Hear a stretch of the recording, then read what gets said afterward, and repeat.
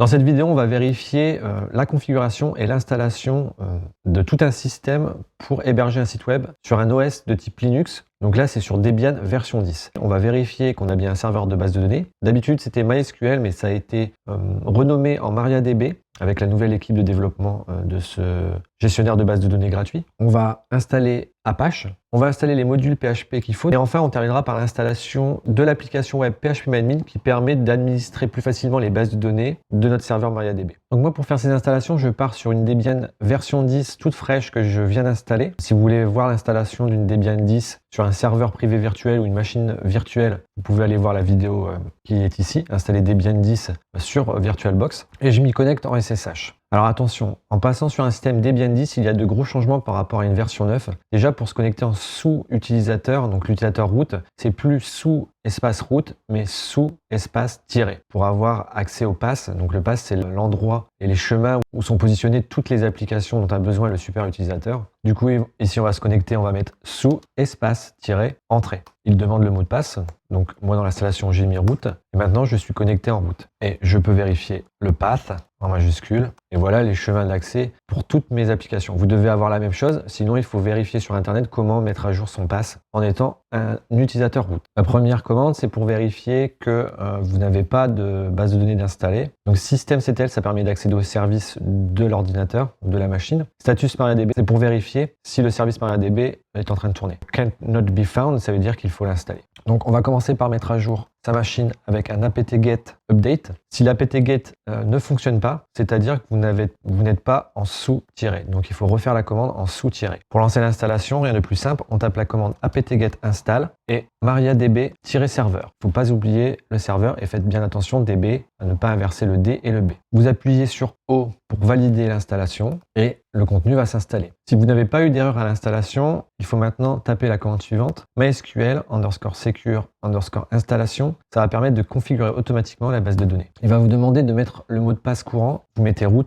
si vous êtes en test ou en développement. Changez le password, vous cliquez sur Yes. New password, vous mettez root et root. Et à cette étape-là, en fait, si vous êtes en production, vous mettez un mot de passe beaucoup plus sécurisé. Remove anonymous user, vous mettez Yes.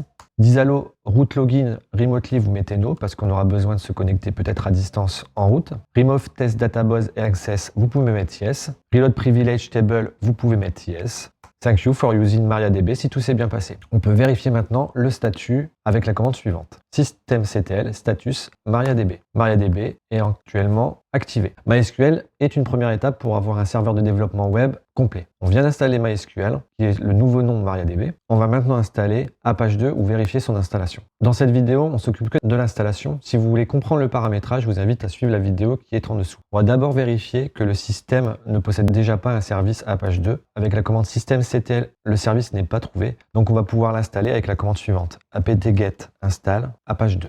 On dit oui et on lance l'installation. Une fois que l'installation est terminée, on peut retaper la commande status Apache 2 pour savoir si ça s'est bien passé. Apache 2, il est actuellement actif. Je vais prendre l'IP de ma Debian et aller tester ça sur un navigateur pour voir si mon serveur répond bien. Pour connaître l'IP sur Debian 10, c'est comme la 9.5, c'est IP espace A. Vous pouvez voir toutes vos interfaces et mon interface ici émulée sur mon serveur virtuel privé est la 192.168.1.20. Je vais aller dans un navigateur internet sur une autre machine pour tester la connexion. Donc dans mon navigateur internet, je tape mon IP 192.168.1.20 et normalement le document root s'affiche. Donc le document root, si vous avez bien suivi la vidéo sur la configuration d'Apache 2, c'est l'endroit sur mon Linux Debian 10 où est hébergé mon site web. Et pour modifier ce fichier, il faut aller dans Site Enable, document root. Une fois que vous avez Apache installé et MySQL, on va installer les modules PHP. Donc ça, c'est un peu plus compliqué parce qu'un module PHP, c'est un add-on de base avec les serveurs Apache. C'est quelque chose qu'on rajoute. Donc il faudra dans un premier temps l'installer, installer les bons modules et ensuite l'activer dans Apache 2. Je vais installer le module PHP version 7.3 qui est le plus adapté pour une Debian 10.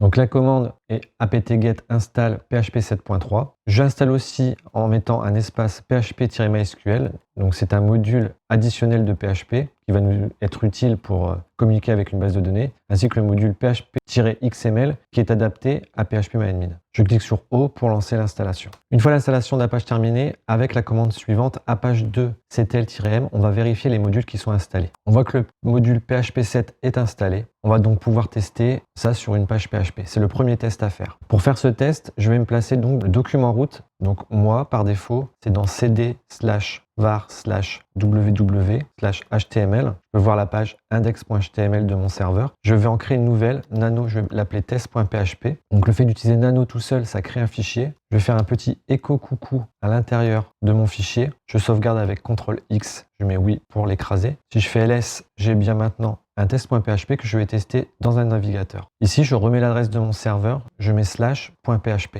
Normalement, le coucou doit être bien exécuté. Si vous avez ce genre d'écriture, c'est que PHP n'est pas interprété. Donc plusieurs solutions. Soit PHP c'est mal installé, donc vous refaites un apt-get install PHP 7.0 ou 7.3 selon votre version, et vous activez les modules avec les commandes suivantes. Donc la commande c'est a2enmod php 7.0 ou .7.3. Vous exécutez la commande. Moi, il va me dire que le module 7.3 est déjà établi, est déjà en activité. Et surtout, à chaque fois que vous faites une modification sur le serveur, dans le fichier config d'Apache 2, il faut redémarrer le service Apache 2 avec la commande suivante qui change par rapport à Debian 9. C'est systemctl restart Apache 2. Maintenant qu'on a son serveur web, un Apache et le module PHP, il faut installer l'application PHP-MyAdmin. Seulement dans Debian 10, il n'est pas intégré directement dans un paquet officiel. Il va falloir télécharger le dossier de PHP-MyAdmin, donc le site web de PHP-MyAdmin, puisque je rappelle que PHP-MyAdmin est un site web, c'est une application web. Il va falloir la mettre au bon endroit, lui donner les droits pour que notre serveur Apache puisse l'utiliser. Et ensuite, il va falloir lui créer des utilisateurs de la base de données pour que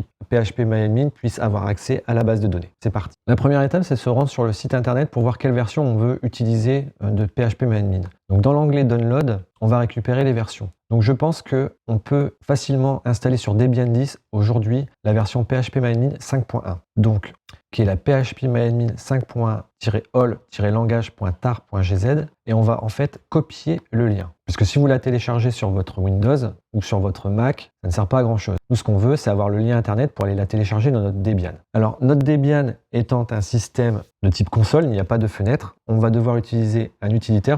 L'utilitaire est le suivant, c'est wget. Si la commande est introuvable, il faut l'installer. apt-get install wget.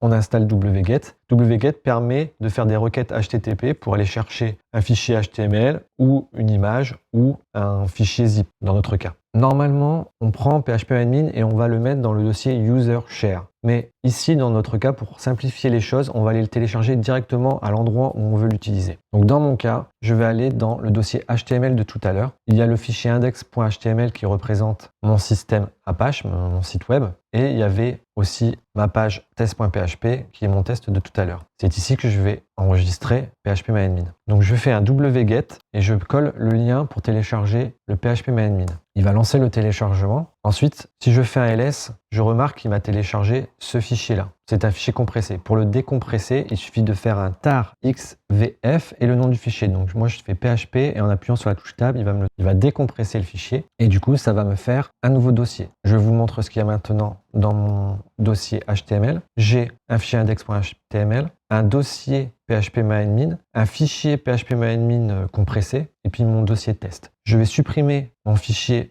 php-myadmin-langage.tar.gz. Il me reste donc un dossier. Le dossier est un peu trop compliqué, donc je vais le renommer. Je vais faire un move php5.0-all-langage espace et je vais l'appeler php-myadmin tout en minuscule. Et maintenant, si je fais un ls-l, j'ai bien un dossier ici php-myadmin, mon fichier index et mon fichier test. On va tenter de voir si l'installation de PHP-MyAdmin s'est correctement déroulée. Donc je retourne sur un navigateur internet avec mon adresse IP et plutôt que de tester mon fichier, je teste mon dossier PHP-MyAdmin. PHP-MyAdmin est bien installé. Le problème, c'est que là, je n'ai pas d'utilisateur pour se connecter à ma base de données. C'est ce qu'on va créer maintenant et on va aller se rendre en SQL dans MariaDB. Nos deux serveurs web et SQL sont installés. Donc notre serveur pour héberger notre site et notre serveur pour héberger nos bases de données. On a installé nos modules. On a installé l'application PHP-MyAdmin qui permet de gérer nos bases de données, il ne reste plus qu'à faire du paramétrage. Et la première étape va consister à faire le paramétrage de PHP-MyAdmin pour lui donner un utilisateur. On va donc rentrer dans MariaDB en tapant la commande suivante, mysql-p. On va rentrer le password qu'on a rentré à l'installation de